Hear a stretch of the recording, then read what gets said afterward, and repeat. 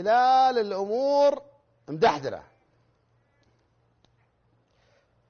والله من مدحدرة يا أبو بدر، من جفرة لدحديرة. أبي أرتب حتى الكلام. رمضان صبرا جميلا والله المستعان. الدوري يبي له قلب يا أبو بدر، يبي له شجاعة، يبي له مدرب يغامر يغير، مو مدرب يلعب مباراتين متتالية براس حربة وحيد، مدرب دكة بدلاء يعملون الإحماء، آخر شيء يقرر لهم جلسهم جنبه. حتى التبديلات الاضطرارية اللي صارت اليوم نفس تبديلات من بداية الموسم، ظهير وقلب دفاع. حمد اليامي يتمنى له الشفاء، حسان تنبكتي مصاب، لكن أنا أبغى أعرف، الهلال يبغى يعرف السبعة لعيبة اللي جو في الميركاتو الشتوي، أنت كنت موافق عليهم؟ أنت كنت تبيهم؟ أنت كنت مختارهم؟ لا شفنا مندش، لا شفنا مراد هنساوي، لا شفنا سايمون بوابري. سايمون حتى لما نزلته على استحياء وما أنت قادر تغير سالم الدوسري ولا مالكم، مع أنه مكان سالم الدوسري ومالكم، غيرته مكان كأنه في مباراة الاتحاد. اليوم لا شفنا سايمون، محمد قادر ميتي حتى وإن قال هو مصاب كان في أنباء تقول أن اللاعب جاهز. أنت تلعب قدام التعاون بدون مهاجم ثاني.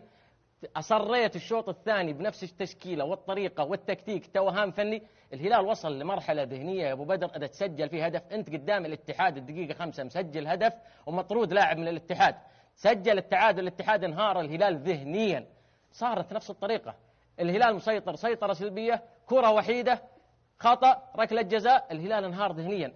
المدرب ما عنده الا طريقة واحدة. الزميل عماد السالمي أمس قال لابد أن يغير من طريقته. هذا ما هو سيموني إنزاغي حق انتر ميلان. سيموني إنزاغي مصر إصرار عجيب غريب أنه اللعيبة اللي نازلة مستوياتهم يستعيد مستوياتهم على حساب الهلال ونتائج الهلال ونقاط الهلال ومركز الهلال في الدوري. لا، وقف يا سيموني إنزاغي، الهلال تاريخ وإنجازات وبطولات.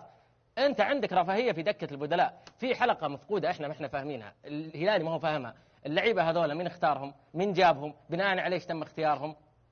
ميركاتو تاريخي، سويت أبجريد في الانتقالات الشتوية. الأندية الثانية قاعدة تقول الهلال عنده لعيبة وأنت ما عندك لعيبة. طب إحنا ما إحنا شايفينهم، أنت مشخص جنبهم على دكة البدلاء، تتكلم هذا شوي وتسولف مع هذا شوي. سالم ما يتغير، مالكم ما يتغير. هذه بالنهاية الهلال ما في لاعب أكبر من الهلال، لاعب يهبط مستواه غيره. لكن إذا أنت ما عندك قلب ولا شجاعة، ترى في يوم من الأيام في دوري ما كان في محترفين بلاتشي، إذا الهلال انهزم واحد يطلع الأظهرة ويلعب 3 رؤوس حربة. تلعب أنت الآن مباراة كاملة بمهاجم وحيد وبقرار فني منك، أبعدت تدريبات انفرادية ورجعته بقرار فني منك. وش التخبط اللي قاعد يعيشه الهلال مع سيموني إنزاغي؟ الحين الهلاليين يبون الستر في نخبة آسيا في كاس ملك.